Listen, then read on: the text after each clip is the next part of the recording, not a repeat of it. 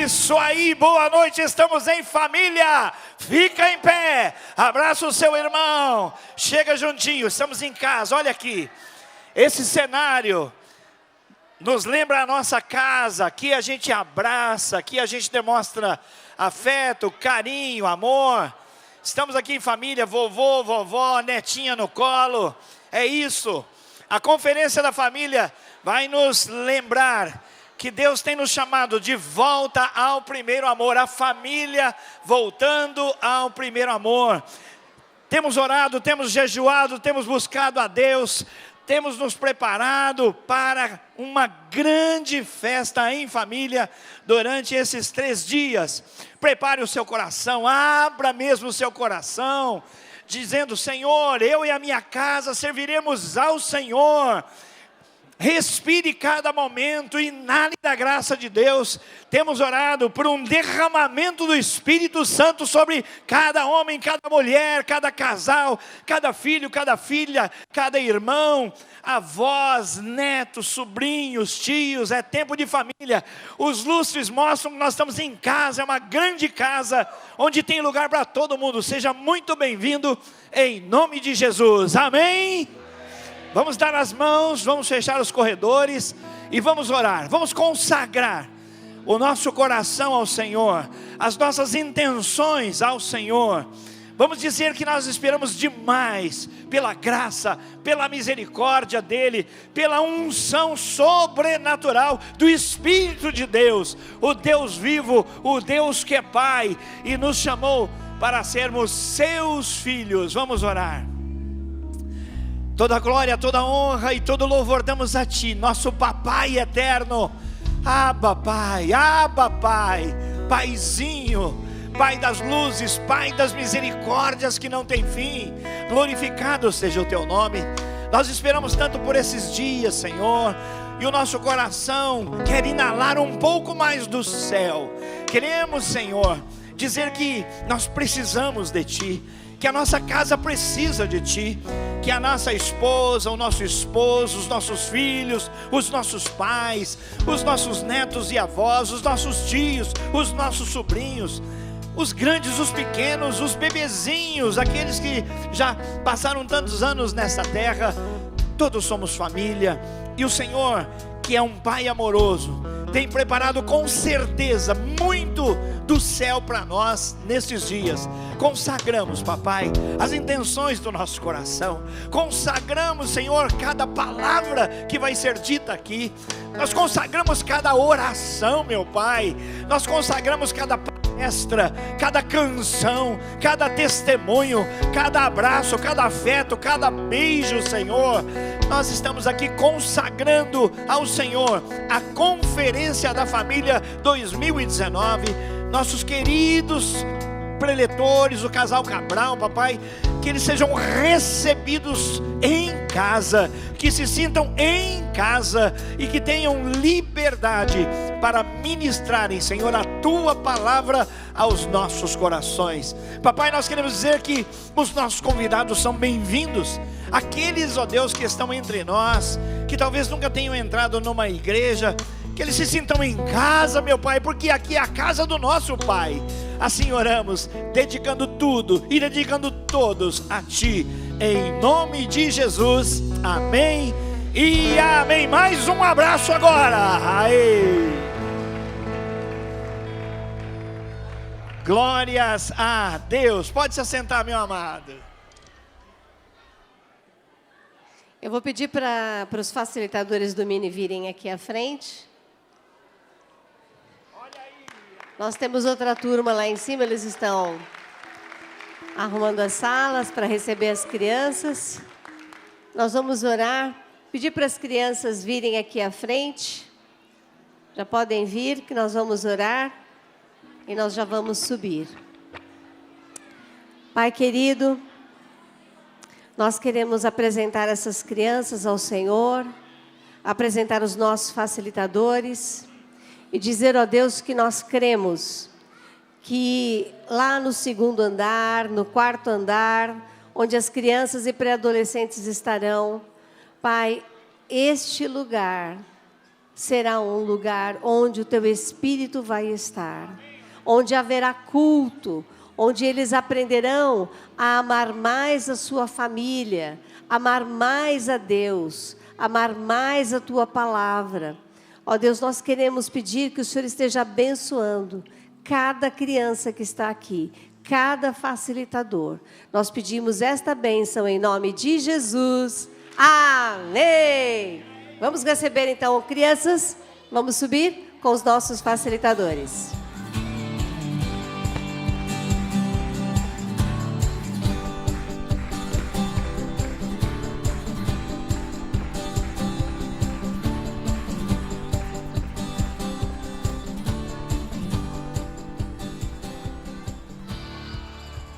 Glórias ao nome do Senhor. Quantos estão dispostos a adorar o nome do Senhor nesta noite? Que essa noite venha ser uma noite do derramado, Senhor, em nossas vidas. Porque esta é a hora e que o Senhor quer verdadeiros adoradores, que adoram o Pai em espírito e em verdade. E nós somos esses adoradores. Eu peço que você se levante agora. Vamos estar adorando o nome do Senhor. Vamos entregar o nosso melhor louvor. Amém?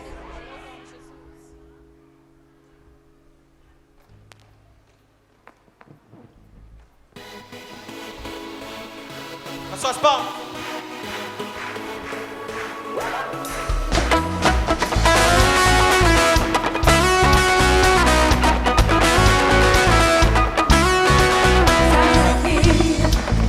Vamos te adorar, te entregar nosso louvor. Sobre o trono sempre estarás, pois tu és o Rei dos Reis. Louvor profético nós vamos entoar. Nós te adoramos e tua glória descerá. Com alegria para sempre celebrar. Oh, oh, oh, em alto som vamos cantar, bem mais alto que qualquer outro. Exaltar, gritar, pular ao nome sobre todo nome. No louvor, a transformação, revelando o seu querer. Ouça o som, correntes quebrarão, o mal não suportará. Louvor profético nós vamos entoar. Nós te adoramos e tua glória descerá. Com alegria para sempre celebrar. Somos livres sim, em alto som vamos cantar, bem mais alto que qualquer outro. Exaltar, gritar, pular ao nome sobre todo nome.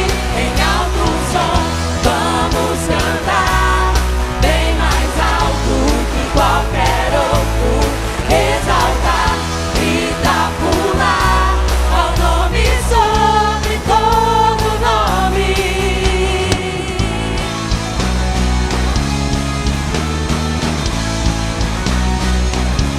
Louvor que vai, sua chuva cai. Louvor que vai, sua chuva cai. Louvor que vai, sua chuva cai. Louvor que vai, sua chuva cai. Eu vou gritar, celebrar, Rei da glória pode entrar. Vamos entregar o nosso melhor louvor.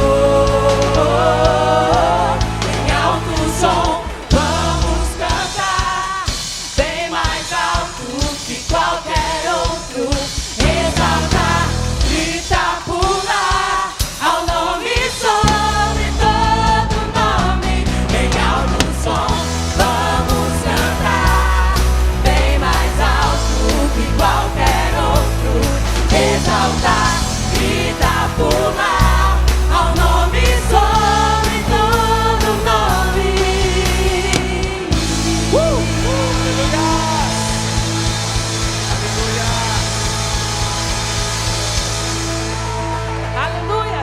Você é livre para adorar ao nome do Senhor.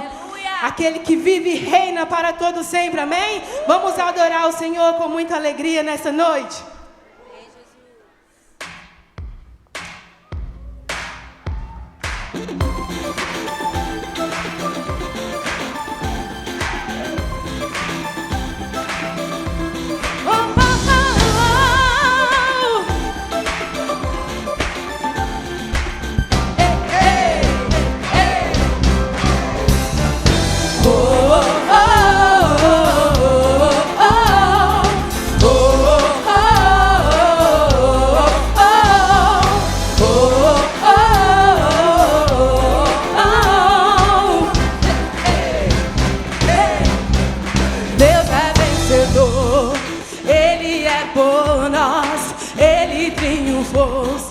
Ele triunfou, estaremos firmes, sem temor algum.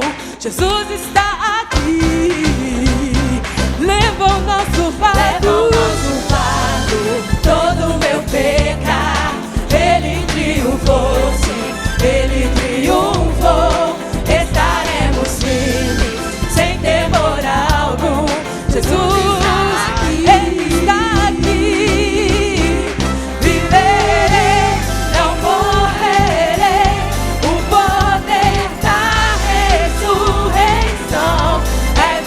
em mim, sou livre.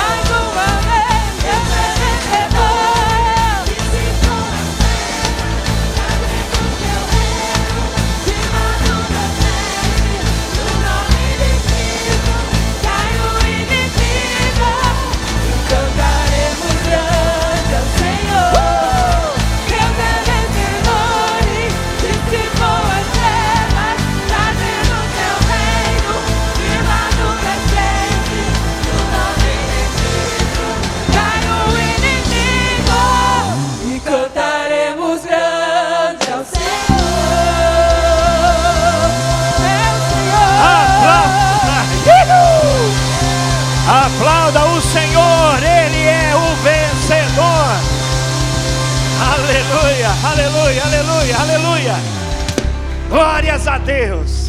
Esse hino fala do poder da ressurreição, e nós temos orado e nós cremos no poder da ressurreição. A palavra de Deus nos anima, nos exorta a ver que o mesmo poder do Espírito que operou tirando Jesus da sepultura é o mesmo que opera em nós para a glória de Deus. E onde há morte, nós podemos crer e declarar vitória no nome de Jesus, vitória sobre a morte. Nós cremos no poder da ressurreição. Esta é a minha oração pela família, o poder da ressurreição. Olha para mim, presta atenção. Lázaro doente, as irmãs desesperadas, e elas mandam chamar Jesus. Jesus, achem Jesus. Jesus tem que vir, o nosso irmão está doente, e só Ele pode fazer alguma coisa. E Jesus é dono do tempo, e Deus nunca se chega atrasado. Jesus não chega atrasado. Ele disse, eu não vou. O nosso amigo dorme. E ele sabia que o propósito era ir além da expectativa daquelas irmãs. Qual era o máximo da fé daquelas irmãs? A presença de Jesus, enquanto o seu irmão ainda era vivo. Porque depois que a morte chegou, o que nós vemos? O que é que se vai fazer? Esse era o limite da fé daquelas duas irmãs, e pode ser o limite da nossa fé. Morreu, o que se vai fazer? Mas Jesus queria mostrar a glória dele. E quando ele chega lá, ele diz, onde puser, Senhor, ele já cheira mal. Há circunstâncias na nossa vida que têm que chegar ao ponto de cheirar mal. Não há esperança, cheira mal. E é com base no amor de Jesus, que chorou por Lázaro, e sabia que aquilo não era um propósito para a vida de ninguém. Jesus então, depois que as pessoas retiram a pedra, porque o que as pessoas devem fazer, o Senhor não vai fazer. Ele faz aquilo que ninguém pode fazer. Lázaro, aqui fora.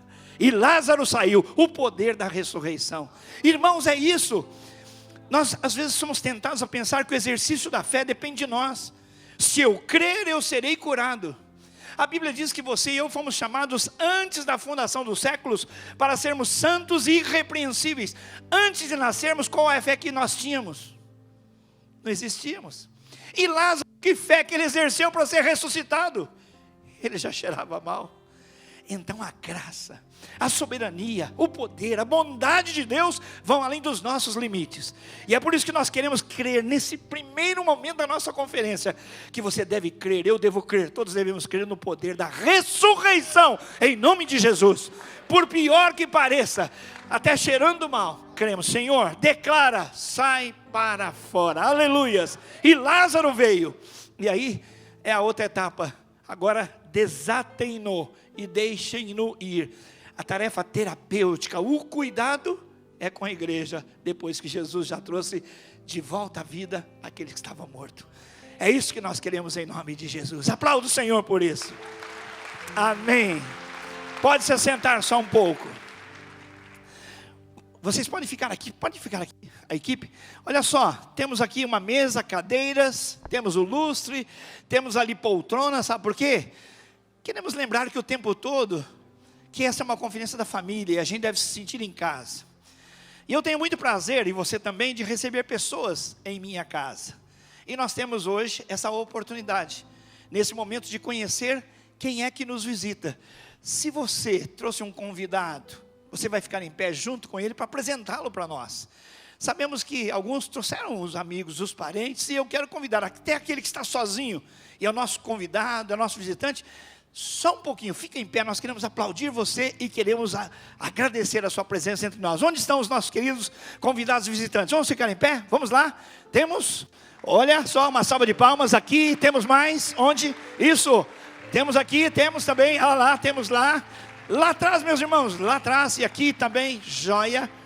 Sintam-se em casa, aqui é a casa do nosso Pai, e na casa do nosso Pai a gente fica à vontade.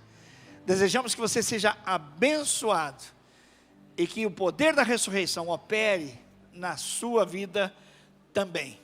O GRIFAC é o nosso grupo de integração da família cristã, e nós temos um depoimento do GRIFAC para mostrar para você. Olha só.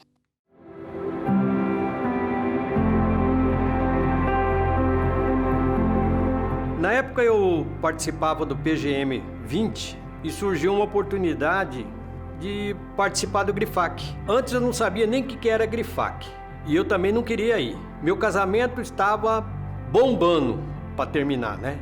E eu fui, por insistência da minha esposa, vamos, eu fui. Fui meio receoso de saber o que eu ia encontrar lá. E já no primeiro dia, aquele pensamento de separação foi como se fosse uma água num torrão de açúcar. Foi diluindo, e eu já não via a separação como solução.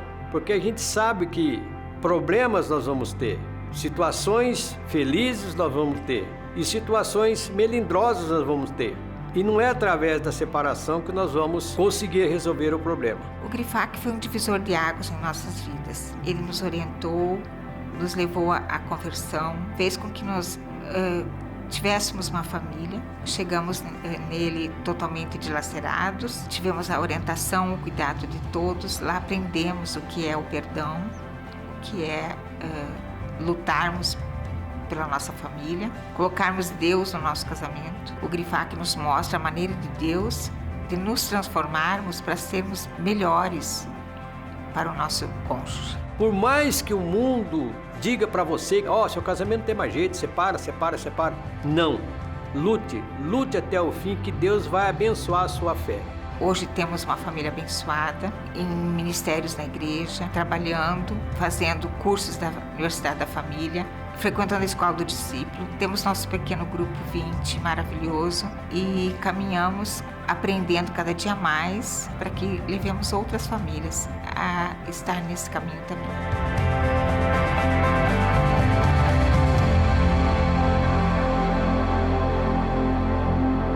Coisa linda, maravilhosa. Deus é maravilhoso, Ele tem um plano especial para você e para a sua família. Creia, Deus tem um propósito muito especial para você nesses dias. Abra o teu coração, abra a tua alma, abra o teu entendimento. Fala assim: Deus, eu quero ser ministrado nesses dias. Agora nós vamos estar louvando o Senhor. Nós queremos dedicar ao Senhor os nossos dízimos e ofertas.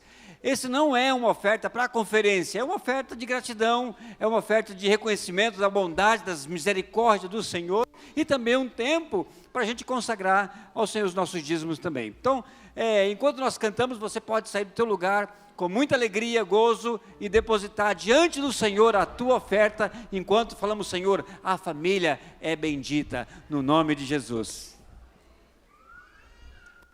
Aleluia.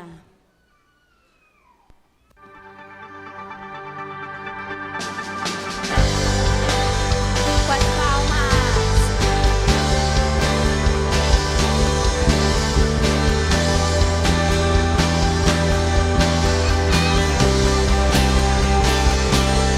Nossa família seja bendita, abençoada pelo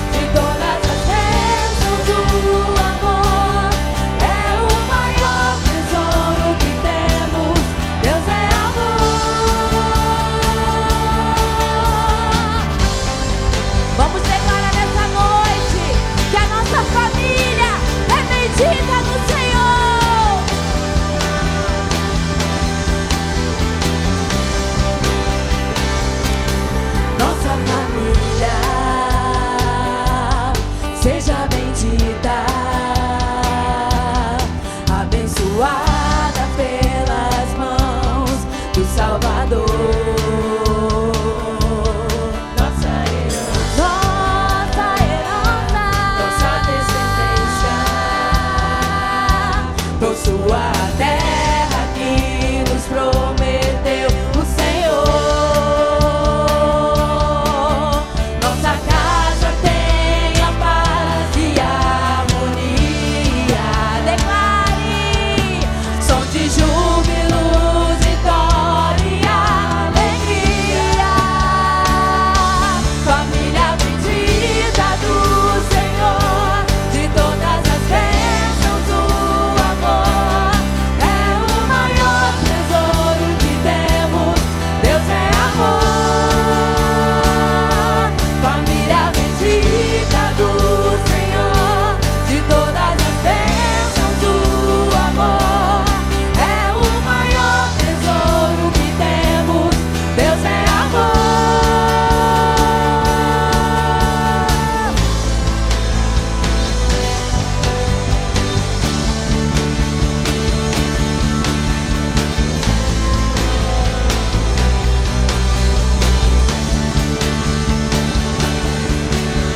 E quando o inimigo atacar,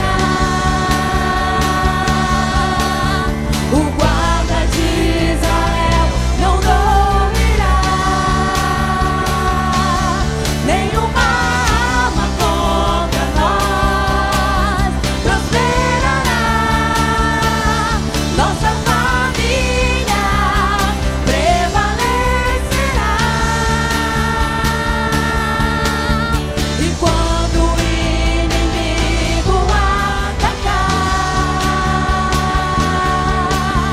o guarda de Israel não dormirá. Nenhuma arma contra nós prosperará. Nossa família prevalecerá. Família bendita do Senhor, de todas as bênçãos é o maior tesouro que temos. Deus é amor. Família bendita do Senhor, de todas as bênçãos o amor é o maior tesouro que temos. Deus é amor.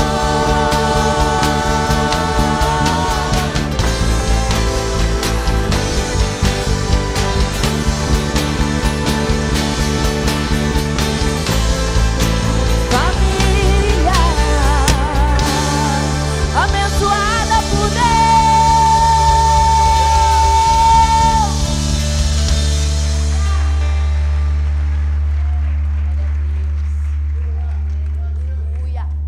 Nós sabemos que toda família tem que estar alicerçada, né? E esse alicerce é quem nas nossas vidas? É o Senhor Jesus, né? Nós possamos declarar agora, de todo o nosso coração, que nós iremos construir a nossa família, a nossa parentela no Senhor. Amém?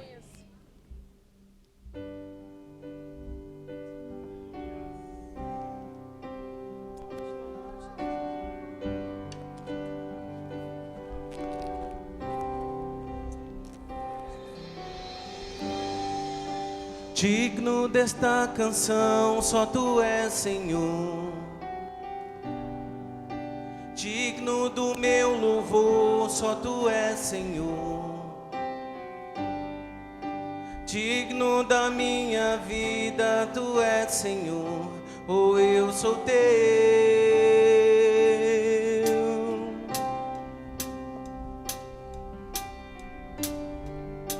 Nome que é sobre todos é o Teu, Jesus. Fonte da salvação, só Tu és, Jesus.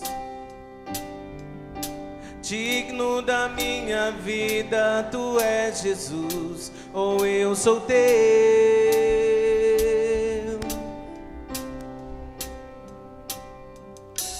Santo és incomparável, és inigualável.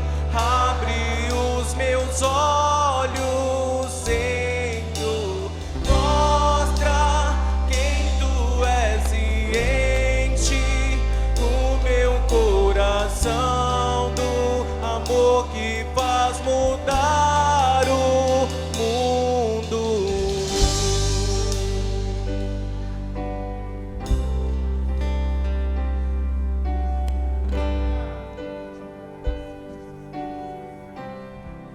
Declare, amado.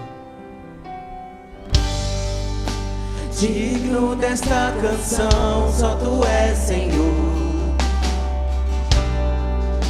Digno do meu louvor, só tu és, Senhor. Digno da minha vida, tu és, Senhor. Oh, eu sou teu.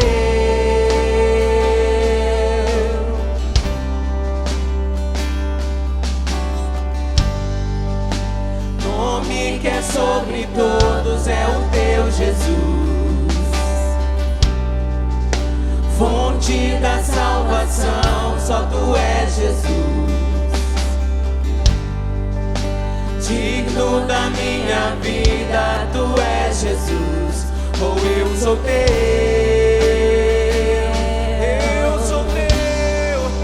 Oh, Santo, és incomparável, és inigualável. Abre os meus olhos, Senhor, mostra quem tu és e enche o meu coração do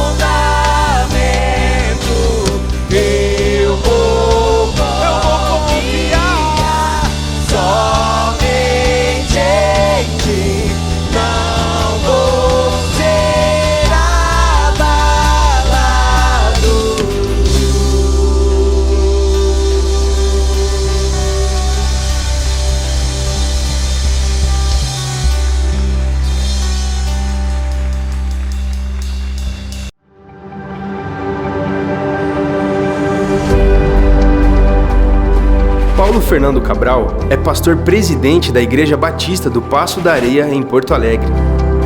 É presidente e fundador do Instituto Passos, uma organização social que desenvolve projetos sociais para crianças e adolescentes. Atualmente, é presidente da Seção Gaúcha da Ordem dos Pastores Batistas do Brasil e membro da diretoria da Convenção Batista do Rio Grande do Sul. É um dos palestrantes dos congressos de Igreja Multiplicadora e autor do livro Ajustando o Foco. É casado com Ana Paula Cabral, pai de Sara e Miguel. Recebam com carinho o pastor Paulo Fernando Cabral.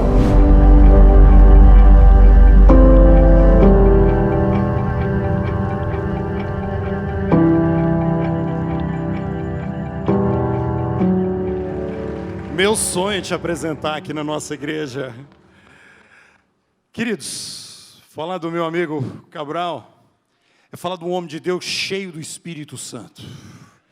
Eu quero que você prepare o seu coração, porque esses dias aqui na conferência, sua família, sua vida será transformada pela ação sobrenatural do Espírito Santo. E Deus vai tomar a vida do Cabral, a vida do Paulo, a vida da Ana Paula. Eles serão poderosamente usados. E agora nós vamos orar por eles. E querido, eu gostaria que você fechasse seus olhos e estendesse a sua mão em direção ao casal. E clamasse ao Senhor, da mesma forma que você vai clamar pela vida deles. Eu gostaria que você orasse pela sua vida, para que o Espírito Santo preparasse o seu coração, que a palavra dessa noite mude a sua vida, a minha vida, nossa vida precisa ser mudada pela palavra do Senhor. O que tem poder para mudar a nossa vida, meu querido, minha querida, é a palavra do Senhor. Então permita, irmão, tenha fome e sede de ter um encontro com Deus nessa noite com a palavra do Senhor.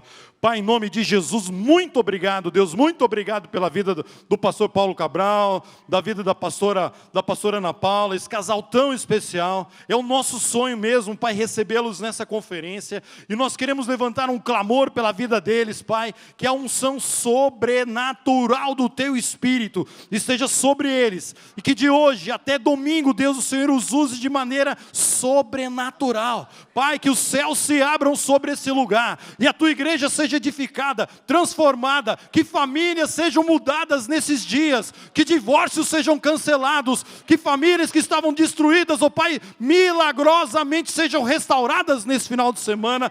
E usa o Teu servo, usa a Tua serva, de maneira, Pai, que todos aqui não tenham dúvida nenhuma, que foi o Espírito do Senhor que os tomou nesses dias e os usou de maneira graciosa para transformar a vida da igreja. Nós oramos, papai, abençoando a vida dos Teus filhos e a Tua igreja. Toma a Tua igreja agora, Pai. Prepara o coração do Teu povo. Prepara o coração de cada irmão, cada irmã, Deus amado, para ouvir a Tua palavra. Ó Deus, que nós possamos ouvir a Tua palavra nessa noite, como crianças que querem o leite. Ó Deus, como aqueles que anseiam desesperadamente por uma palavra que vem do Teu coração, para o coração da igreja. Deus, que a Tua igreja verdadeiramente, ela volte ao primeiro amor, que as famílias voltem para o primeiro amor, em nome de Jesus, amém e amém. Você pode aplaudir o Senhor?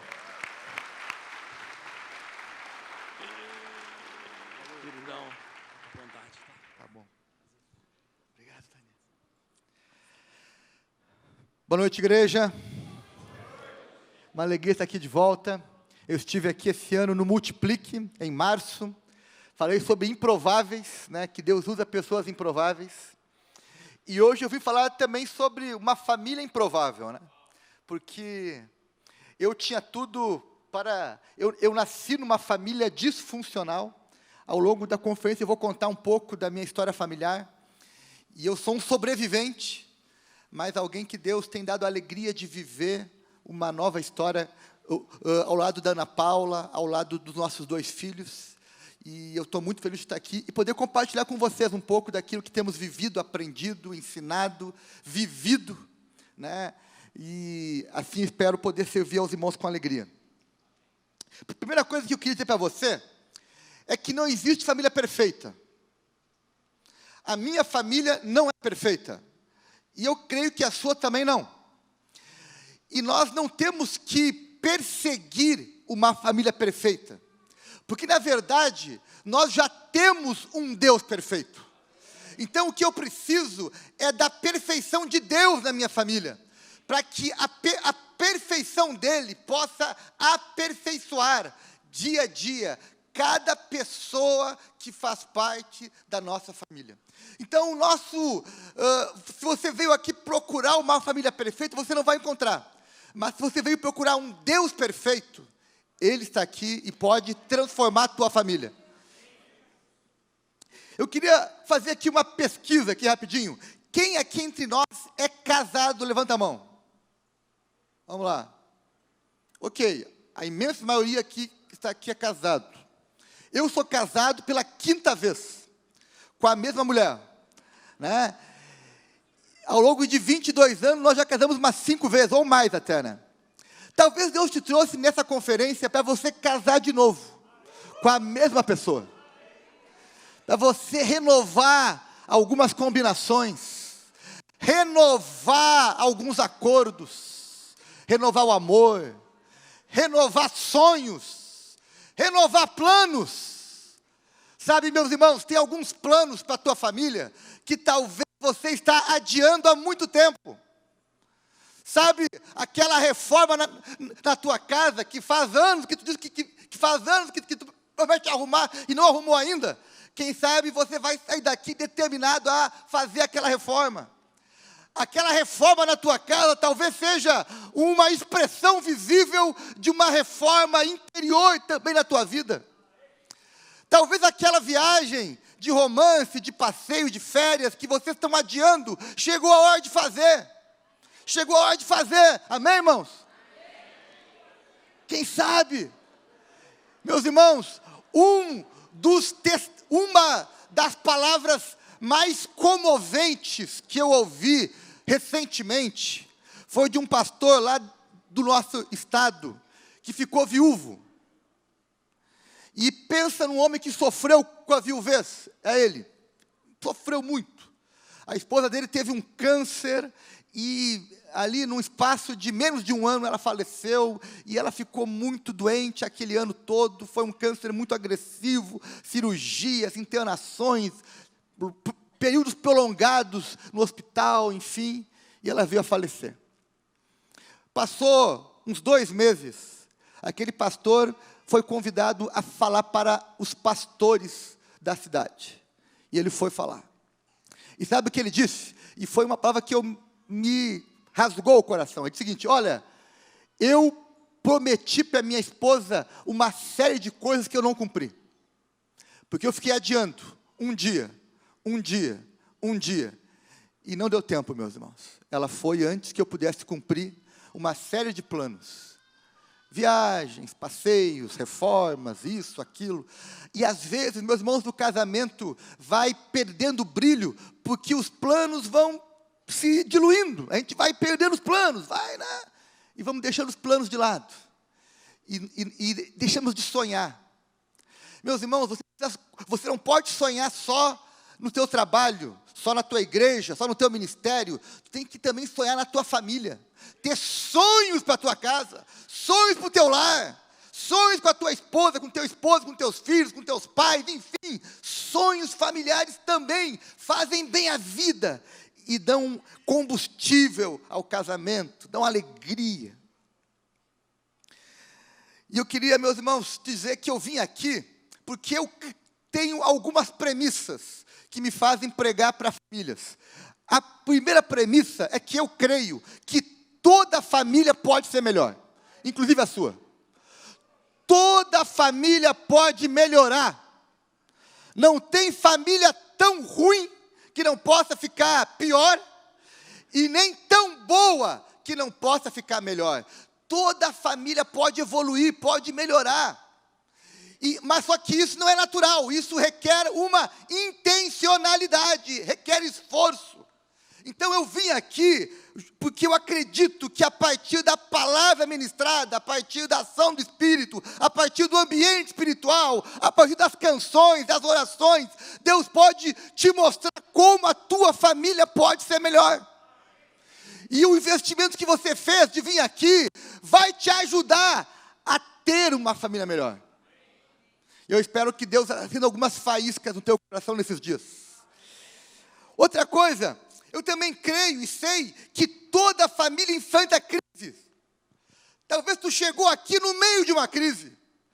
Ou crise entre marido e mulher, ou crise com os filhos, ou crise com o irmão, ou crise com a mãe, ou com a sogra, ou com o pai. Enfim, toda família passa por crise. A primeira família da história viveu crise. Você olha para a história de Adão e Eva e seus filhos. Teve crise, teve litígio, teve morte, teve dor, teve conflito. Então famílias passam por crise. E o grande desafio de um homem de Deus, de uma mulher de Deus, é resistir à crise. É não morrer na crise. É não abandonar a família na crise. Mas é ter a resiliência, a perseverança, o amor, a paciência, o esforço de superar a crise. Meus irmãos, eu sou casado há 22 anos. Eu digo que grande vai ser o galardão da Ana Paula. 22 anos comigo não foi fácil. Meus irmãos, nós tivemos crise? Sim. Eu posso aqui te dizer várias crises. Por exemplo, quando nós casamos, primeira crise que a gente teve, quando chegou a primeira filha, a Sara. E ali, meus irmãos, quando nasceu a nossa primeira filha, entramos em crise. Porque nós não sabíamos ter filho. Nós não sabíamos, nos organizar em torno dela, a primeira filha. E pensa uma criança que ficou doente. Todas as doenças possíveis que tem IT, ela teve. Tudo que tem IT ela teve. Então ela vivia no hospital, clínica, choro, remédio, enfim. Foi uma fase difícil. E aquela crise me ensinou uma coisa sobre mim. Me ensinou o quanto eu era egoísta. Duro isso, né? Porque até então eu tinha uma mulher só para mim. Agora eu tinha uma mulher para mim e para minha filha. Que ficava mais tempo com a minha filha do que comigo no início. E ali foi a primeira crise. Precisamos de ajuda, precisamos ouvir outros casais. Nós casamos bem jovens. Eu tinha 23 anos. Fui pai com 24 anos. Não, 24 para 25, né? 25 anos. Tudo novo, difícil, foi uma crise. Depois disso, passou um tempo, passou essa crise, veio uma crise financeira. Tivemos uma época que nós estávamos, enforcados. O salário que eu recebia só caía na conta para cobrir o cheque especial. E daí eu começava a viver com o cheque especial. E assim foram por vários meses. Até que a gente teve que tomar medidas radicais, tivemos que reaprender a administrar o nosso dinheiro, tivemos que fazer, enfim, uma série de ajustes. Teve crise financeira. Teve crise de saúde, sim, ficamos doentes ao longo de 22 anos. Teve crise quando os filhos cresceram e começaram a mudar as preocupações e as dificuldades. Enfim, a gente passou por crise, toda a família passa por crise. Por quê? Porque famílias são uma obra em desenvolvimento. Uma outra premissa é que não existe família perfeita, mas nós cremos que existe família que funcionam bem e outras que funcionam mal. Quem trabalha no campo da terapia familiar usa a expressão famílias funcionais. Não é? É a expressão que se usa na área terapêutica. Porque tem famílias que funcionam bem, que são funcionais, e famílias que funcionam mal, que são disfuncionais. E o nosso desafio é ajudar cada família a ser funcional, a funcionar melhor. E a igreja, os pastores, os líderes que ministram, eles têm a responsabilidade de ajudar as famílias, a cada família viver a sua história de uma forma melhor. E você tem ouvido aqui ao longo do tempo nessa igreja, em diferentes momentos e ambientes, instruções, conselhos, orientações para tornar a tua família mais funcional, melhor. E nós queremos que assim será. Diante dessa introdução, eu queria chegar nessa noite e dividir com vocês um pouco das minhas reflexões sobre uma família bíblica que passou por muitas crises. Qual foi, quando você pensa em crise na Bíblia, qual a família que você se lembra primeiro? Davi. Muita crise. Pensa numa família crise. Irmãos matando irmãos, enfim. Verdade. Outra família, quem mais? Qual? Abraão. Família crise. Pensa, também complicado. Outra foi qual? Jacó. Também. Qual outra? Noé. Eita, só complica, viu? Várias famílias complicadas, com histórias de confusão, de crise. Mas tem uma família que é o alvo da minha reflexão nessa noite, que é a família de Jó. Pensa uma família que também passou por várias crises. Várias crises. E eu queria então convidar você a abrir a sua Bíblia, no livro de Jó, capítulo 2, verso 9 e 10.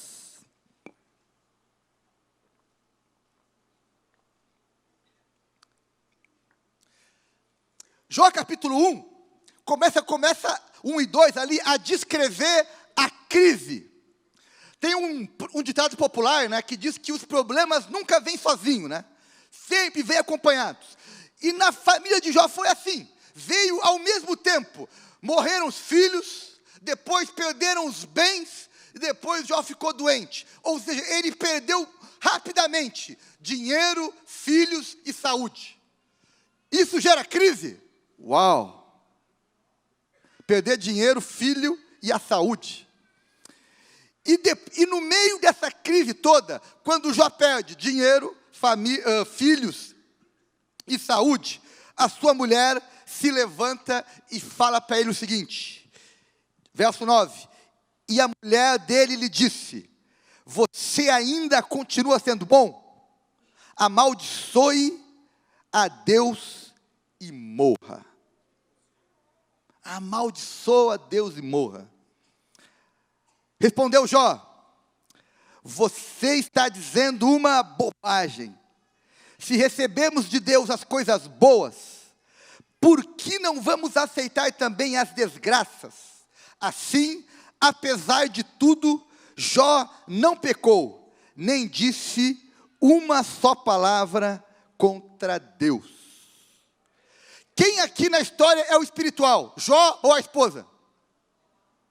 Quem é o espiritual? Jó. Mas quem é que é o perseverante da história? A mulher. Porque, olha só, essa mulher, que nós nem sabemos o nome dela, é uma anônima, falou uma bobagem. Sim ou não? Deu um conselho bom ou ruim? Péssimo. Entretanto, ela estava lá. Ela não foi embora. Ela não desistiu dele. Ela continuava ali. Pensa uma mulher que o marido perdeu o dinheiro, era rico e ficou pobre, era bonito e agora ficou doente. Está lá, diz o texto que ele fedia, tinha dores horríveis, raspava as feridas com cacos de vidro. E mais, perdeu 10 filhos. Eu conheço lá na nossa igreja uma irmã que perdeu um filho. Pensa uma mulher que sofreu por anos. A avó da minha esposa, Ana Paula, a família conta que quando morreu a primeira filha, ela morreu logo a seguir de desgosto, de tristeza. Tanto que ela ficou triste com a morte da filha. Agora pensa essa mulher que enterrou 10 filhos. Bem, essa mulher, talvez nos dias de hoje, para muitos, já teria largado Jó. Jó, tu só me dá azar. Tu é desgraçado, amaldiçoado. Mas ela estava lá.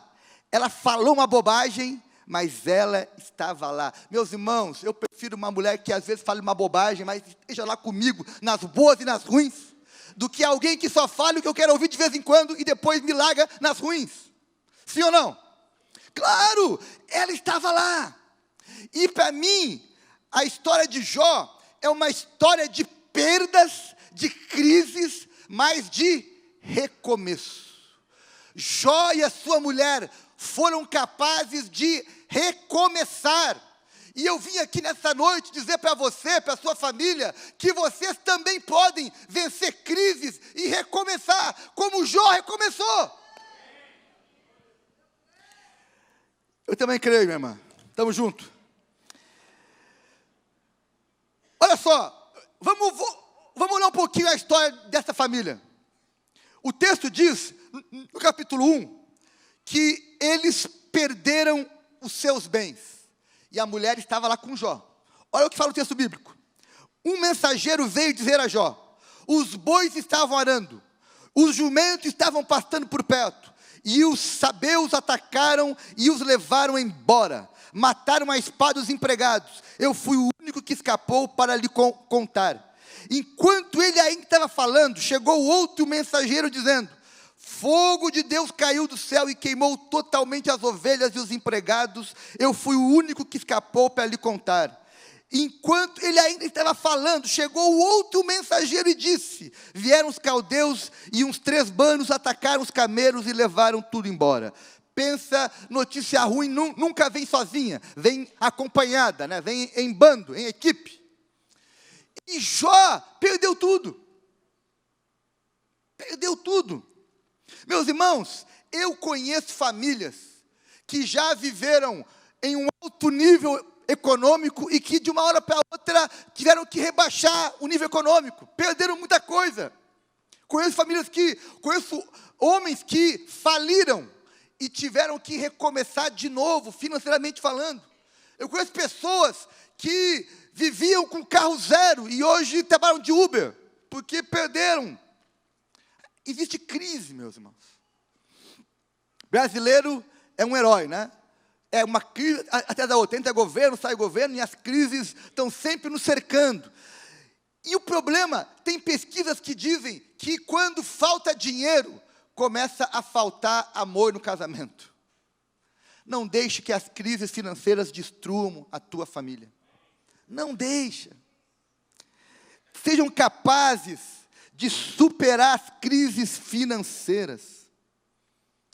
Num país como o nosso, meus irmãos, mais cedo ou mais tarde, você vai ter alguma dificuldade financeira. Eu já tive e conheço muitos outros que já tiveram. Então vocês precisam consagrar a Deus as suas finanças, estarem juntos nos dias de riqueza e de pobreza, superarem as dificuldades. Sabe, uma das coisas mais comuns em família é o seguinte: na maior parte das famílias,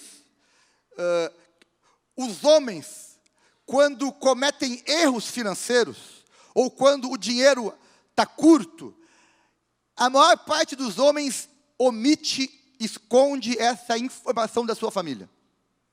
E muitos homens ficam sofrendo silenciosamente, porque estão com dívida, fizeram maus negócios, enfim, as coisas não saíram como ele imaginava, e agora ele está lá sem poder manter o que ele estava acostumado a manter.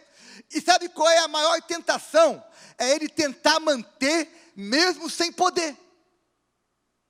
E muitos homens, quando a crise bate na sua casa, ele, por vergonha de admitir que estão em dificuldades, ele tenta manter aquele padrão.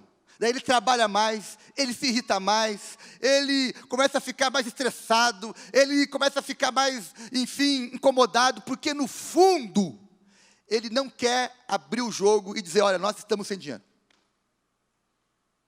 Mulheres, quando o teu marido estiver muito irritado, por um tempo prolongado, com crise, com dificuldade de ser como ele era, pergunte para ele: como andam as nossas finanças? Vamos falar sobre isso. Você tem algo a me dizer? Tem alguma coisa que você quer, tem alguma coisa que você não teve ainda liberdade de dizer? Eu quero te ouvir. Meus irmãos, isso pode ser uma razão para muita crise que está ali, fervendo, mas as pessoas não falam nada. Ficam ali sofrendo em silêncio.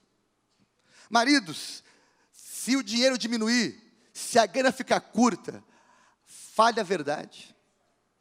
Abra o jogo. Meus irmãos, eu falei aqui para vocês no início que nós tivemos uma crise financeira no passado. Sim, tivemos. E eu era o administrador da família. E eu estava vivendo com cheque especial. Não foi por um mês, por muitos meses. E eu ali, escondendo. Até que um dia eu fui aconselhar, dizer, cara, você precisa, para você mudar a realidade, você precisa confessar o teu pecado, falar com a tua esposa, abrir o jogo, pedir perdão, e juntos vocês têm que trabalhar para diminuir esse déficit. Não tem saída. Se os dois não trabalharem juntos, se não tiver transparência na informação, a crise só vai aumentar. Meus irmãos, eu me lembro que eu passei vergonha, eu fiquei com vergonha de ter que admitir para minha esposa que nós estávamos no negativo há muitos meses, vivendo, pagando juros altos e sem dinheiro e etc, etc, etc. Oramos juntos, chorei, fiquei triste, enfim, tomamos decisões. Na época nós vendemos um carro, aliás, nós tínhamos só um carro, nós vendemos o nosso carro, ficamos a pé por quase um ano, para sair daquela situação ruim, financeiramente falando, que nós passamos há um tempo atrás. Difícil. Meus irmãos, não tente viver de aparência na área financeira. Seja transparente, abra o jogo. E sejam solidários um com o outro. Solidários um com o outro. No meio da crise, Jó teve uma postura muito interessante. Ele fala o seguinte: o Senhor deu, o Senhor tomou. Bendito seja o nome do Senhor. Ele diz o seguinte: olha, a minha riqueza veio de Deus. Se eu perdi a minha riqueza, paciência, Deus levou, é dele. Então vamos seguir, vamos recomeçar. Vamos seguir confiando em Deus, porque é Deus que dá, é Deus que leva. Enfim, em última análise, tudo é com Deus. Então Jó apontou para Deus. E meus irmãos, aqui está uma coisa importante que eu vou ministrar amanhã. Nós precisamos aprender a encontrar satisfação em Deus e não no nosso salário, não no conforto, não na abundância. A satisfação tem que estar em Deus. Em Deus. E Jó tinha isso muito claro, por isso que ele perdeu tudo e continuou confiando em Deus. Deus deu, Deus levou, Deus pode dar de novo? Pode. Ele é dono de tudo? É. Então vamos seguir com Ele. E vamos andar por fé. A esposa de Jó, que nós não sabemos nem o nome dela, estava com ele quando ele ficou doente e perdeu a saúde. O texto diz que Satanás foi testar Jó. E Deus permitiu. Deus disse, Deus disse para Satanás: o meu servo Jó confia em mim, me ama. Não, ele te ama porque ele tem saúde. Tira a saúde dele para ver se ele não te blasfema. Então tá, faz o teste, tira a saúde dele. Diz o texto que Satanás saiu da presença do Senhor e afligiu Jó com feridas terríveis, da sola dos pés ao alto da cabeça. Então Jó apanhou um caco de louça, com o qual se raspava, sentado entre as cinzas. Pensa numa dor, da palma do pé à cabeça, feridas. Mas ela estava lá. Ela estava lá com ele. Ela falou uma bobagem, mas ela estava cuidando dele. Há 2 anos atrás, o meu sogro teve um câncer e ficou mais de 40 dias internado no hospital. E a minha sogra ficou todos os dias com ele. Bem, pensa 2 pessoas de 70 anos, mais ou menos, né? Tu acha que eles discutem pouco ou muito? Muito, discute, brigam, né? Se implicam com o outro. Mas ela estava lá. Ela não largava dele. Ela implicava com ele, ele com ela, mas ela estava lá. Toma o remédio, não faz isso, senta aí, para de me encher o saco. Mas ela estava lá. Eles estavam ali, eles se implicavam, mas ele não queria outra pessoa ali. E ela não queria outra pessoa no lugar dela ali. Porque, meus irmãos, é na saúde e na doença. E ali foi. Nós temos na nossa igreja uma família que a mãe dela tem uma doença degenerativa há muitos anos, e ela está numa cama, sem falar, e sem se levantar da cama, há mais de 10 anos. Sei lá, 12, 13, muitos anos. E aquela família cuida daquela senhora com uma dedicação que é constrangedora. Eles cuidam. Os médicos disseram, olha, a dona Dolores não morreu ainda porque ela é hiper, mega, power, bem cuidada.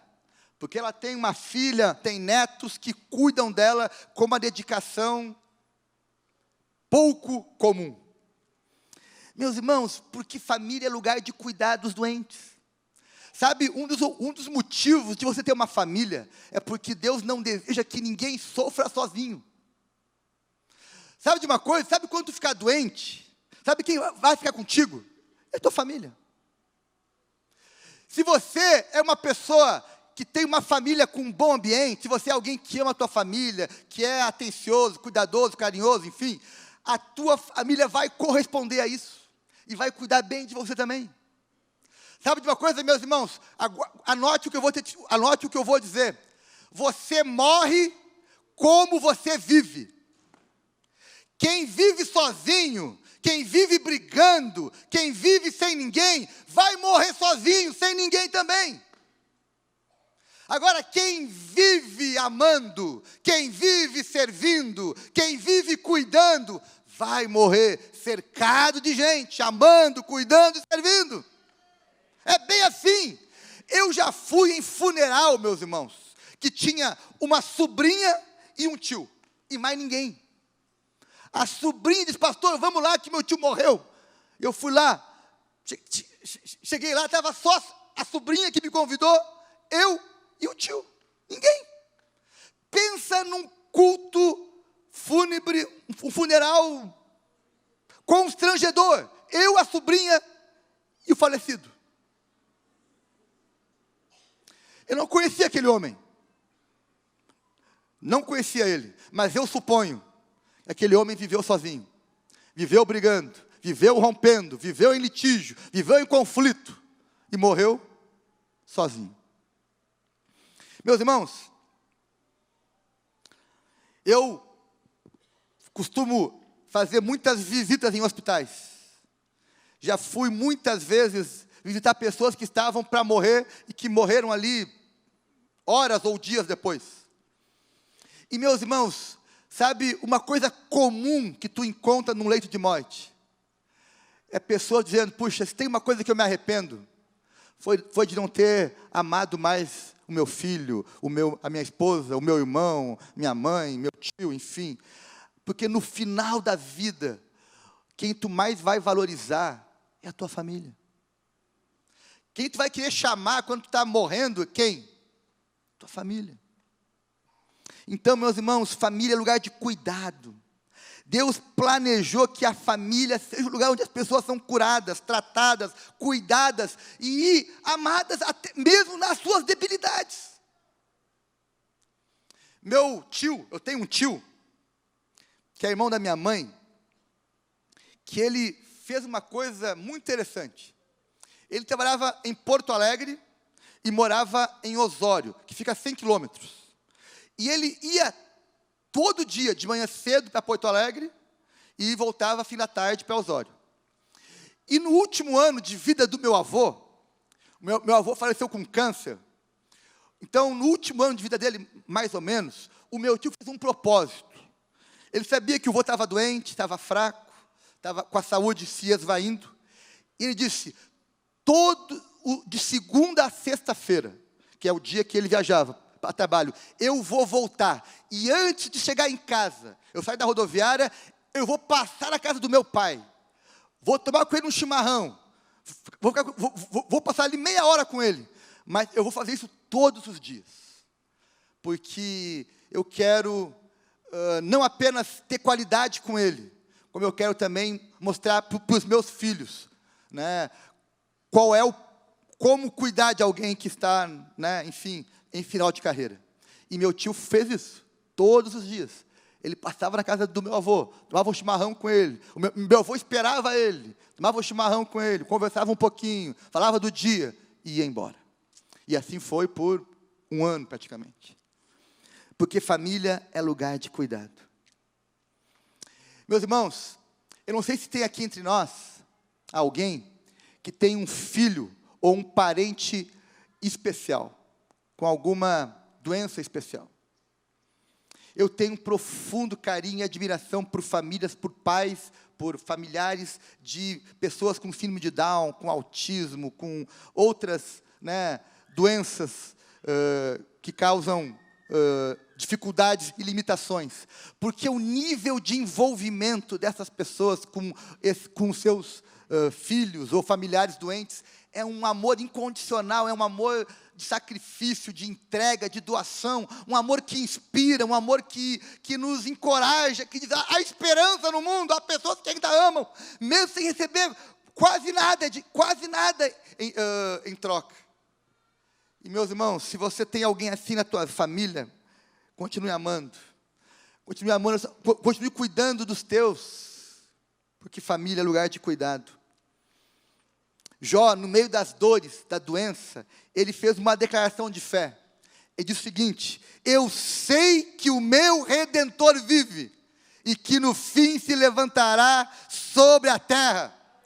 No meio da crise, no meio da dor, nos dias de hospital, nos dias de doença, de dores insuportáveis, declare aquilo que Jó declarou: eu sei que o meu Redentor vive. Eu sei que Ele se levantará. Eu sei que Ele tem uma saída. Eu sei que Ele tem uma solução. E eu confio nele. E se a morte for a melhor solução, aleluia, Deus sabe o melhor. Mas eu quero confiar que o meu Redentor vive. Por isso eu posso enfrentar as doenças sem medo. Eu posso enfrentar as dificuldades sem medo. Porque eu sei que o meu Redentor vive. Eu sei. Meus irmãos, a mulher de Jó estava com ele quando seus filhos morreram. Diz o texto que todos os filhos morreram.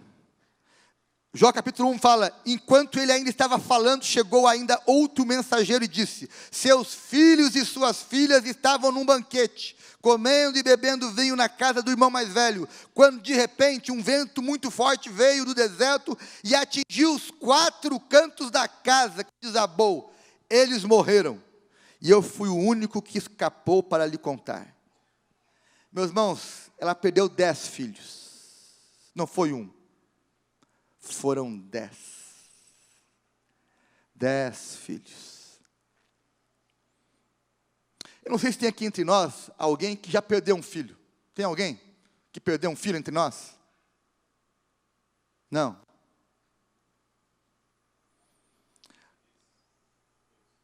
Gravidez.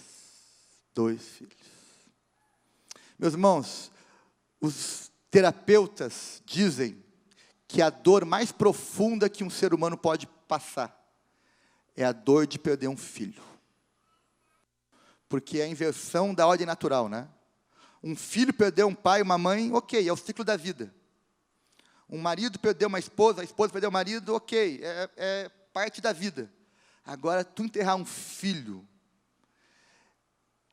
eu não sei como é essa dor, mas eu imagino que é muito séria, muito profunda.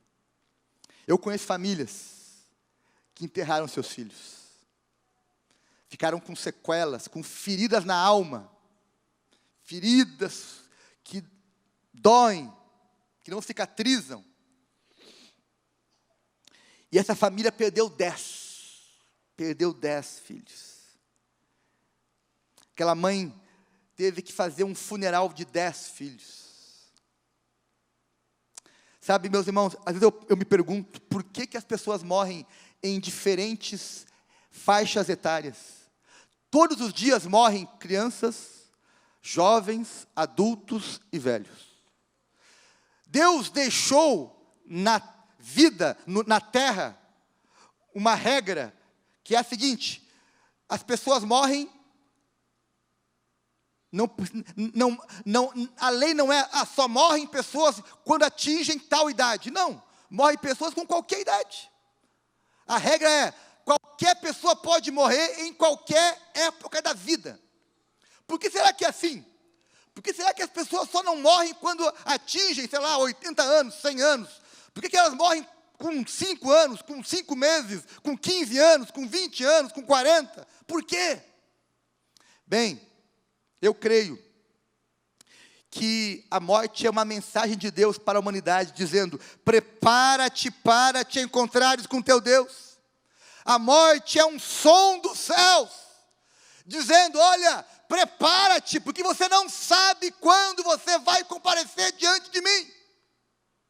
E nós não sabemos, meus irmãos. A vida é um sopro, é um risco. Nós não temos controle nenhum. Tem pessoas que estão bem hoje, daqui a pouco falecem. Tem pessoas que estão, já doentes há anos e continuam vivas e vão, porque não tem uma regra. A regra é Deus leva quando Ele entende que é o momento. E é uma mensagem para nós. A morte é uma mensagem que a Bíblia diz que há mais sabedoria num funeral do que numa festa. Por quê? Porque num funeral eu posso pensar sobre a vida. Numa festa eu só celebro a vida. Mas no funeral eu penso a respeito da vida. Como ela é breve, como ela é frágil. Há pouco tempo atrás eu preguei uma mensagem lá no Passo da Areia, falando sobre 3 verdades da vida. Uma delas é, a vida é difícil. Segunda verdade, a vida é breve. E terceira verdade, a vida não é justa. Parece um sermão pessimista, né? Não, mas ele tem um final otimista. Mas essa é uma realidade, a vida é difícil. Claro que é difícil. É breve, muito breve. Eu tenho 44 anos. Quando eu tinha 20 anos, eu pensava que homem com 40 anos é homem velho. Hoje eu acho que o homem com 40 anos é homem jovem ainda, né? Hoje eu acho que eu estou jovem ainda. Porque a vida é breve, passa tão rápido, meus irmãos, tão rápido. Eu me lembro, eu e Ana casando, e já passou 22 anos. Mas, meus irmãos, voltando para a família de Jó, essa família tem para nós uma lição que eu queria que você guardasse no seu coração. Primeira lição, ela ficou com ele na tristeza e na alegria. Ela ficou com ele na riqueza e na pobreza. Ela ficou com ele na saúde e na doença. Eu, quando faço casamento, eu faço ali os votos. Sempre tem, no meio dos votos, aquela frase. Prometo estar ao seu lado, na saúde e na doença, na riqueza e na pobreza, na alegria e na tristeza. Bem, essa família cumpriu esses votos. Eu conheço outros que eu casei que não cumpriram. Os votos não foram cumpridos. Mas essa mulher e Jó cumpriram esses votos. Eles ficaram juntos na alegria e na tristeza, na riqueza e na pobreza, e na saúde e na doença. Eles ficaram juntos quando tinham muito dinheiro, quando ficaram pobres, quando tinham filhos, quando os filhos morreram, quando tinha saúde, quando ficaram doentes. Essa família resistiu às crises.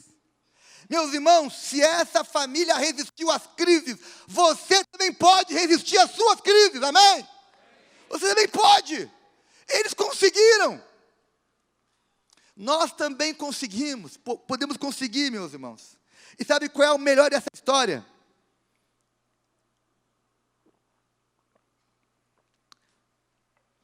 É que o final da história não acabou ainda. A crise veio pesada. Eles sofreram muito, perderam, choraram, sofreram, mas eles continuavam crendo que o final não tinha chegado ao fim ainda, que ainda tinha algo a ser vivido. E nós vamos vendo ao longo do livro de Jó que no final da história eles vivem um novo ciclo. Capítulo 42, você pode acompanhar na sua Bíblia, diz que no verso 12 que Jó voltou a prosperar. Voltou a ser rico, porque Deus deu, Deus levou, Deus pode dar de novo, meus irmãos. Deus deu de novo. Ele teve outros filhos. Claro que os outros filhos não substituíram os que morreram. Claro que não. Mas os novos filhos trouxeram novas alegrias, nova esperança. Havia sim a dor da morte, mas agora veio um renovo, um sopro de vida, de esperança. Olha, temos novos filhos. Além disso, ele recuperou a saúde. E diz o texto que ele viveu mais 140 anos. Ele viveu muito ainda, meus irmãos. Ele voltou a ter filhos, olha só, mais 10 filhos, né? Trabalhou bastante. 140 anos a mais. Meus irmãos, eu já vi pessoas que eu disse que eu fui orar por eles no hospital e disse, Deus, eu acho que esse aí não sobrevive. Faltou fé para mim. Para minha vergonha, eu digo isso, eu tenho vergonha disso, mas eu já tive situações que eu dizia, Deus, eu acho que não tem mais o que fazer. E Deus reverteu a situação, e a pessoa se levantou e viveu mais um monte de tempo. Porque Deus é dono da vida, meus irmãos. O nosso papel é orar, por isso que hoje eu oro por pessoas doentes com fé. Deus, olha, tu pode curar essa pessoa, ele está quase morrendo, mas tu pode curar. Nós temos lá na igreja um irmão, o Gilberto, pensa num homem feliz, motivado. Um homem que fez nos últimos 4 anos, sei lá, umas 10 cirurgias de amputação. Ele teve uma diabetes profunda, que foi amputando dedo, pé, canela, joelho, e ele foi sendo amputado. E cada cirurgia de amputação vai dizer, essa aí eu acho que ele não passa. Essa aí não vai. E a esposa dele diz o seguinte, eu quero meu marido mesmo que seja pela metade, mas eu não abro mão dele. E aquele irmão enfrentou, meus irmãos, várias cirurgias, várias dificuldades, foi amputado, foi, enfim, dilacerado, mas ele permaneceu ali, vivendo, lutando pela vida, e Deus surpreendia os médicos, surpreendia a gente, os filhos, todo mundo. Então, meus irmãos, sabe o que também a família de Jó me ensina? Que há momentos do casamento que um vai ter mais fé que o outro. Teve épocas na minha vida que a fé da Ana Paula me sustentou. Teve épocas da nossa vida que a minha fé sustentou a Ana Paula. Teve épocas da minha vida que a minha fé sustentou os meus filhos. Porque assim, meus irmãos, tem alguns momentos que um vai ter mais fé que o outro, que um vai ter mais força que o outro, que um vai ter mais preparado que o outro. E aí entra o quê? A cooperação, o acreditar, é uma fase, vai passar, eu vou te sustentar, eu vou te fortalecer, eu vou orar com você. Talvez a Ana Paula conte isso para as mulheres amanhã, mas a Ana Paula viveu no ano passado uma coisa inédita na nossa história. Ela viveu uma crise de depressão. E pensa em algo sério. Eu nunca vi a Ana Paula como eu vi ela alguns meses atrás. Nunca. Eu dizia, Deus, cadê minha mulher? Mudou, cadê ela? Mas nós oramos, sustentamos, encorajei, ajudei, procurei fazer tudo que eu podia. E hoje ela está aqui de volta, restaurada, depois de um ano, voltou a brilhar. Porque é assim, meus irmãos, a gente tem que crer que às vezes é uma fase, é um período, e vai passar. Eu tenho 2 filhos, quem tem filhos jovens aqui, irmãos? Quem tem filho adolescente? Eu também, eu tenho jovem e adolescente. Meus irmãos, fase difícil. Nossa filha, hoje tem 20 anos, hoje ela está numa fase especial da sua fé, está hoje servindo a Jesus em projeto missionário, está, enfim, crescendo na fé. Mas teve épocas da sua adolescência que nós choramos por ela, que a nossa fé teve que carregar ela, porque ela deu trabalho. Deu trabalho. Teve dias que nós dizíamos, meu Deus, cadê a nossa filha? Cadê a Sara? Cadê? Eu acho que ela é um alien que alguém está com o corpo dela. Será que só eu passei isso em casa ou não? Mais alguém? Cadê aquela menininha? Hoje eu tenho um filho adolescente de 16 anos. Pensa num menino que às vezes eu digo, mas cadê o meu filho? Ué, esse guri aí está diferente. Cadê o meu Miguel? Mas a gente continua orando, crendo, ensinando, amando, lutando por eles, porque nós cremos que eles são de Jesus, que eles vão prosperar, que eles vão amar o Senhor, que eles vão crescer, vão superar suas crises. Todos nós, meus irmãos. Eu já tive crise também, já tive um momento difícil. Eu quero dizer aqui, para mim, sendo transparente com vocês, vou ministrar muito sobre transparência amanhã e domingo. Eu já tive épocas do meu ministério que eu não queria ir para a igreja. Sério, teve domingo na minha vida que eu acordei e eu disse, eu não vou no culto hoje. Mas tu é o pastor? Mas não vou. Não quero, eu não quero ver aquelas pessoas, eu não quero ver aquele irmão lá, eu não quero ver ele, eu não quero, não posso, eu estou com muita raiva dele, eu estou frustrado, eu estou ressentido, eu estou isso, aquilo. Passei por isso, meus irmãos. Verdade, sério.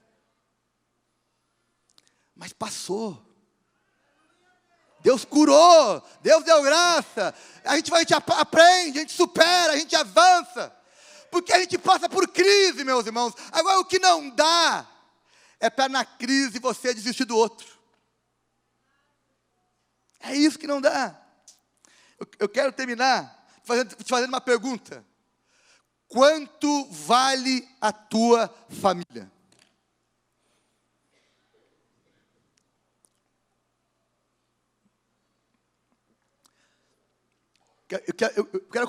Eu quero convidar a banda para vir aqui para cima.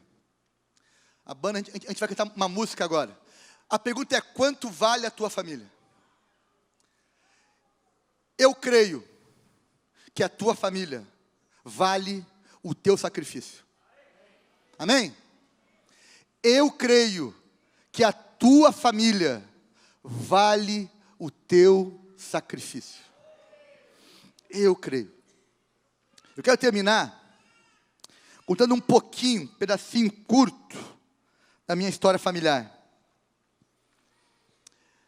Meus pais, minha mãe era filha do pastor da Assembleia de Deus de Osório.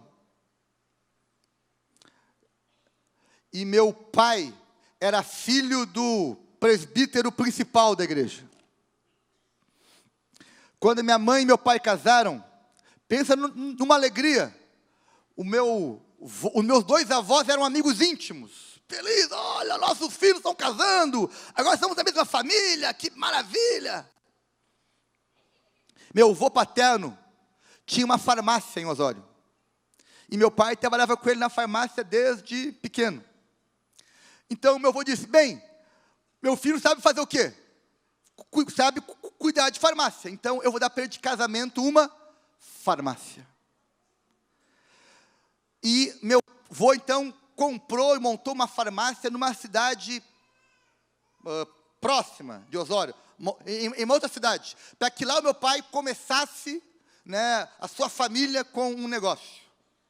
Meu pai foi jovem, minha mãe também jovem. Logo em seguida ficaram grávidos, a mãe engravidou, eu nasci logo em seguida.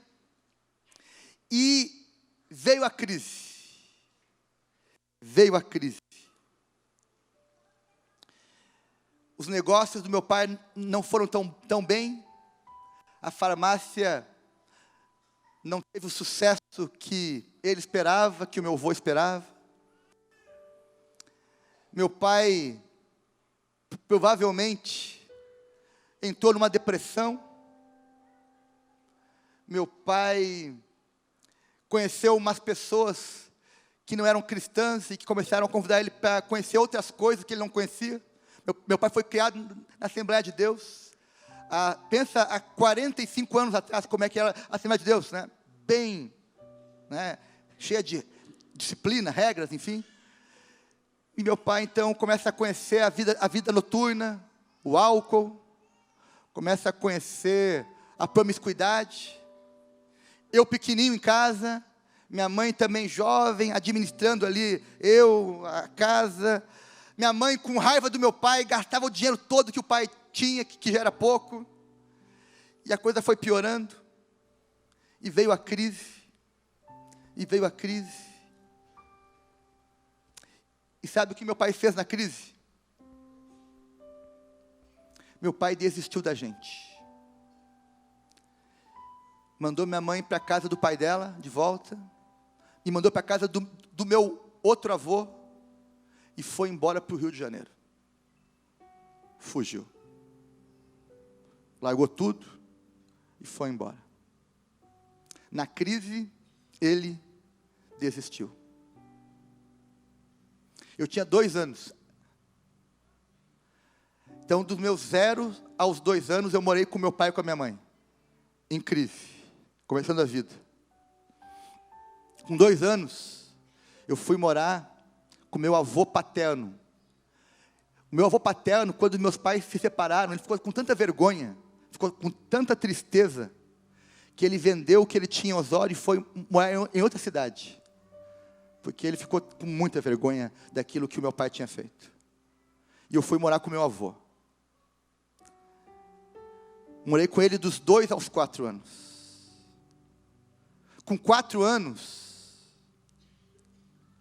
minha mãe resolveu que eu tinha que morar com meus avós maternos.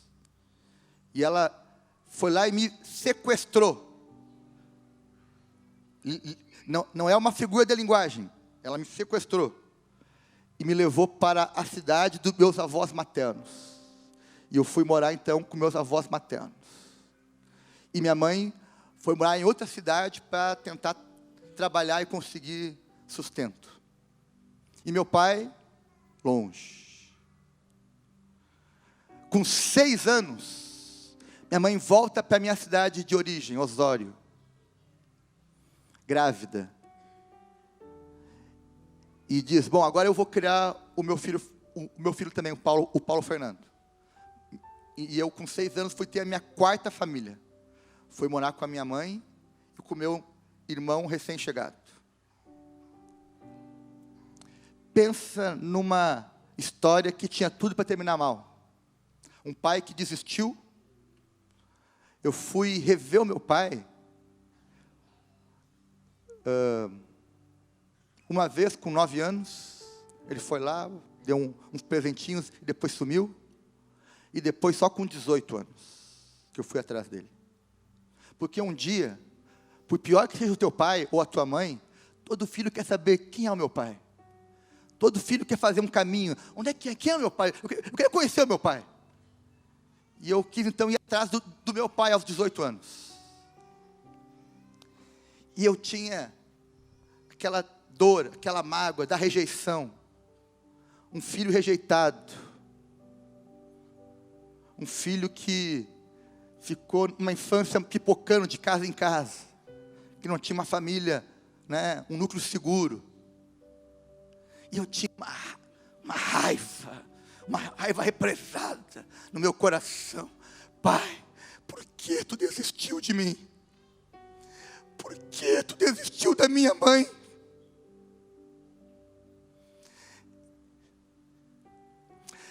Mas meus irmãos, eu no meio da crise, da dor, eu tomei uma decisão. Que é a seguinte: eu nunca vou desistir da minha família. Eu vou ser um pai melhor que ele. Eu vou ser um marido melhor que ele.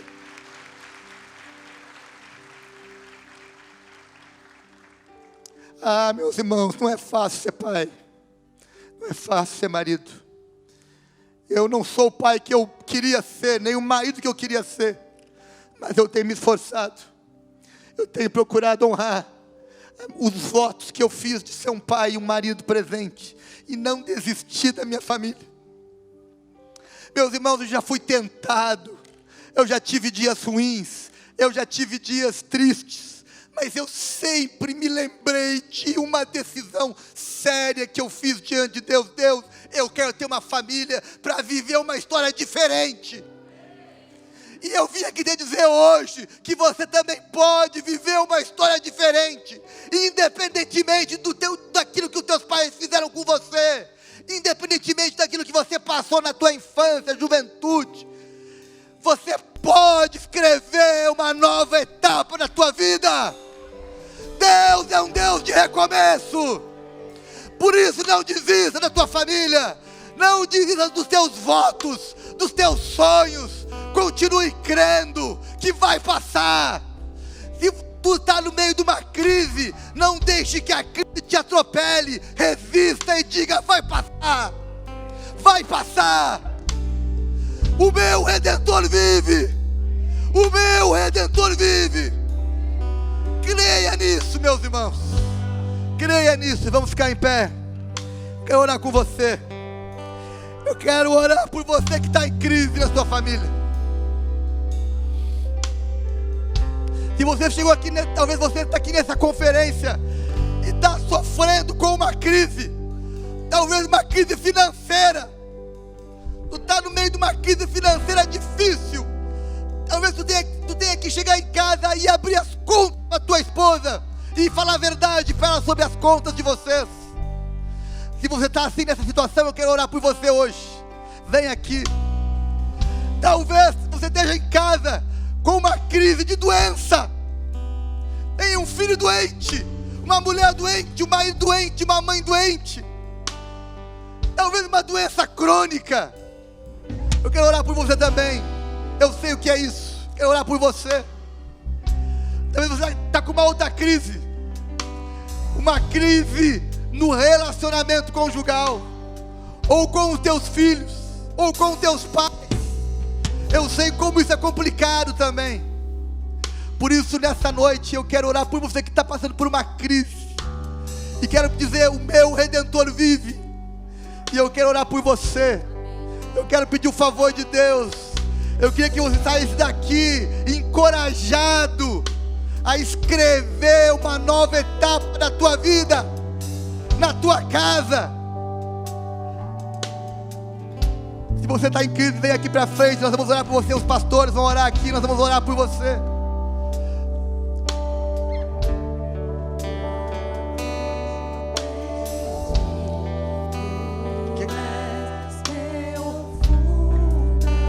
Vem.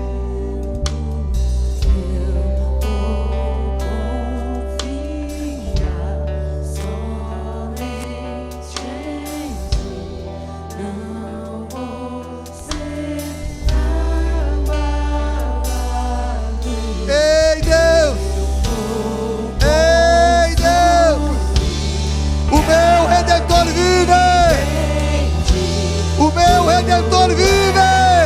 Seu fundamento,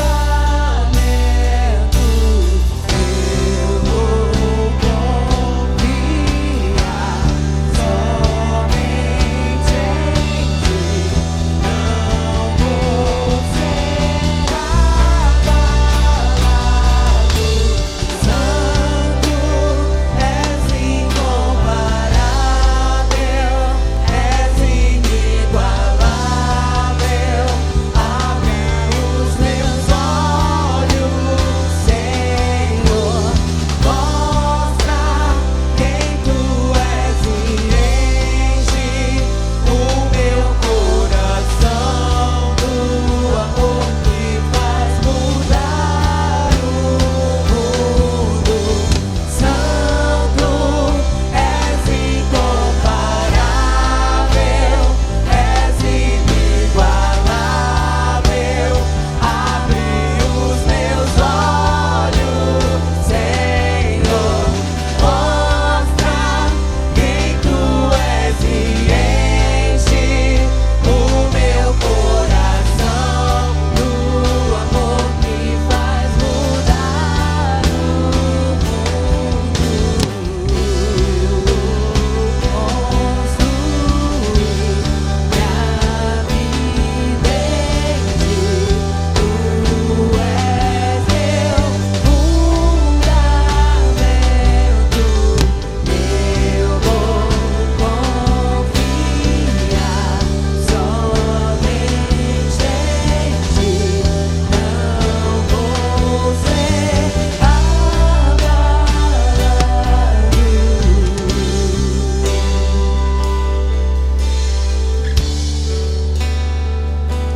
Oh Deus, o meu Redentor vive. Eu creio que a minha família vale meu sacrifício. Eu creio que vai valer a pena toda oração, todo jejum, toda consagração, todo perdão, todo o esforço vai valer a pena. Vai valer a pena, eu creio nisso. Eu creio que o Senhor nos dá novo recomeço, que o Senhor nos levanta, que o Senhor começa uma nova história. Eu creio nisso, eu creio. Oh Deus,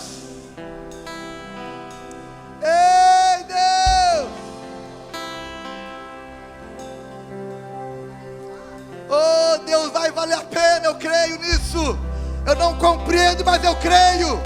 Eu não compreendo, mas eu confio. Vai valer a pena mesmo. Oh Deus, vai valer a pena. Vai valer a pena, Deus. Vai valer a pena. Vai valer a pena. Vai valer a pena mesmo. Sim, Deus, vai valer a pena. Não compreendo os seus caminhos. Vai valer a pena.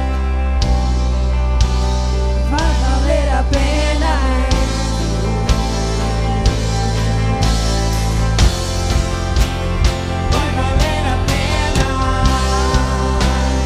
Vai valer a pena. Vai valer a pena mesmo.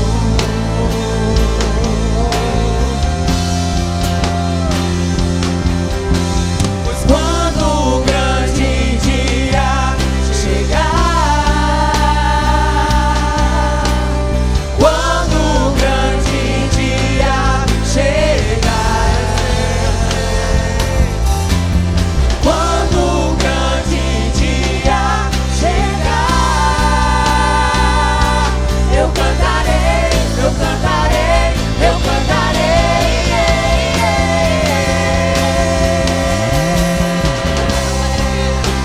Senhor, valeu a pena. Senhor, valeu a pena. Senhor, valeu a pena mesmo. Senhor, valeu a pena. Senhor, valeu a pena. Senhor, valeu a pena mesmo. Eu me lembro aqui agora de um momento na minha memória aqui, de um casal de amigos queridos, que tiveram uma filha doente, com muitas limitações. E aqueles pais tiveram um esforço, e Deus sabe o esforço que eles fizeram, para que aquela menina fosse alfabetizada, para que aquela menina fosse à escola, para que aquela menina conseguisse se formar. E um dia da formatura daquela menina foi o grande dia. Foi o grande dia. Eles disseram, valeu a pena todo o esforço que nós fizemos. Eu me lembro também de outras famílias que tiveram grandes sacrifícios para educar os seus filhos. E quando seus filhos casaram, eles disseram, valeu a pena. Eu me lembro também de pessoas que por muito tempo oraram para que alguém da sua casa se convertesse, e um dia viram aquela pessoa se converter a Jesus. E esse foi o grande dia, o dia da resposta, o dia do milagre. E meus irmãos, eu creio que esse grande dia vai ter também na tua história. Tu vai ter grandes dias também na tua casa, grandes dias que vai ter. Valeu a pena, Deus, valeu a pena, valeu mesmo a pena. Quando o grande dia chegar, Ele vai chegar, Ele vai chegar, o grande dia Ele vai chegar. quando o grande dia chegar, quando o grande dia chegar, quando o grande dia chegar, eu cantarei,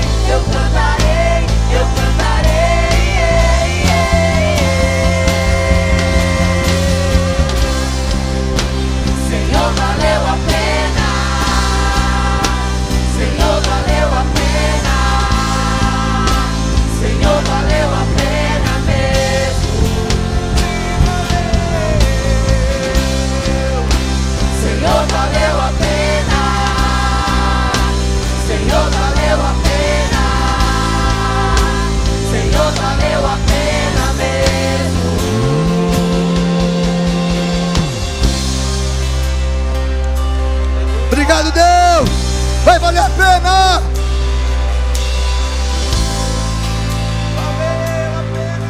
Aleluia, aplauda mais forte o Senhor Jesus. Glória a Deus.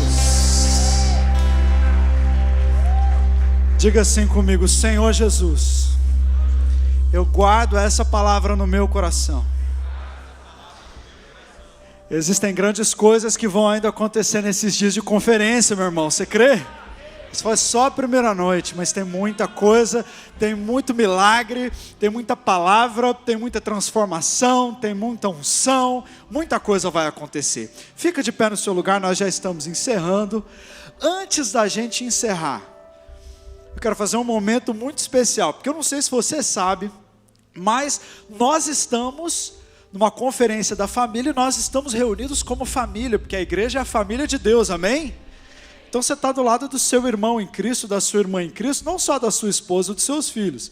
Então agora nós vamos fazer um momento que a gente vai também ter amanhã nos cultos da nossa conferência, que é o momento da selfie. Você vai tirar uma selfie com a sua família, tá joia? Se você está perto da sua esposa, do seu marido, você vai chamá-la para tirar uma selfie. Mas eu quero te encorajar a você virar para quem está perto de você, mesmo que não for o seu cônjuge, os seus filhos, e vamos fazer alguns grupinhos e você vai postar essas selfies, a selfie da família, e usar essa hashtag conferência da família, lá nas suas redes, ok? Tira uma selfie, hashtag conferência da família. Cadê o meu telefone? Vamos tirar uma selfie aqui também, que eu estou com a minha família aqui.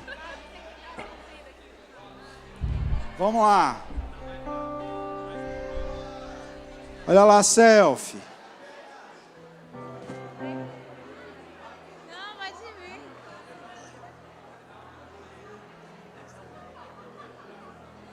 Legal demais, legal demais.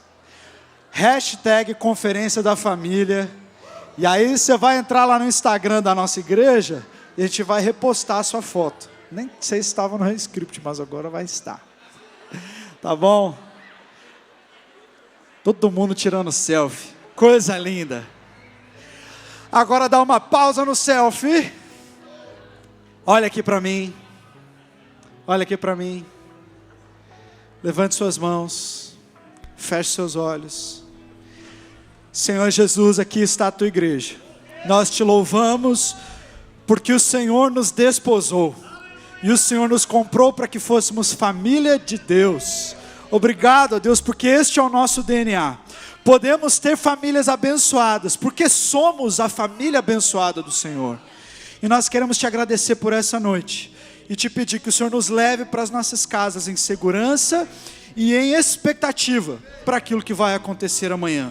Que a graça e o amor do nosso Deus, a comunhão e a atuação permanente do Espírito e a graça do Senhor Jesus sejam com o povo de Deus espalhado em toda a terra, desde agora e para sempre. Amém. Amém, amém. Aplauda ao Senhor, é isso aí. Amanhã, quem fez as inscrições, os homens aqui no Jandaia e as meninas aqui no templo. E a conferência às 19 horas aqui, todo mundo celebrando e recebendo do Senhor em família, no nome de Jesus.